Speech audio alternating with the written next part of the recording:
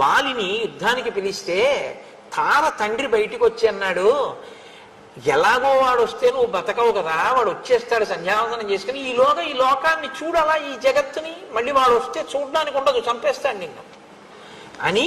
అక్కడ ఎముకల కుప్పలు చూసావా, నీలా వచ్చి పిలిచిన వాళ్ళవి అవన్నీ, ఇప్పుడు నీవి చేరుతాయి అందులోకన్నాడు. వీడు అలా కాదు, నేను ఇప్పుడు చెయ్యాలి యుద్ధం అన్నాడు. ఓ నీకు చచ్చిపోవడానికి అంత తొందరగా ఉందా అన్నాడు ఆయన. ఆయన అన్నాడు, అంత తొందరగా చచ్చిపోతానంటే దక్షిణ సముద్రానికి వెళ్ళు, సంధ్యావందనం చేస్తున్నాడు, అక్కడ చంపేస్తాడు నిన్నన్నాడు. అంటే ఎంత ధైర్యమో చూడండి. అసలు వాలి తన జీవితంలో ఓడిపోయింది లేదు.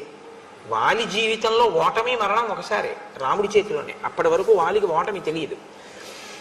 అటువంటి రాత్రు పగళ్ళు ఆయన విరామం లేకుండా గోలభుడన్న రాక్షసుడితో 15 సంవత్సరములు అనుకుంటాను యుద్ధం చేశాడు. అసలు రాత్రింపవాళ్ళు యుద్ధం చేసి చంపాడు.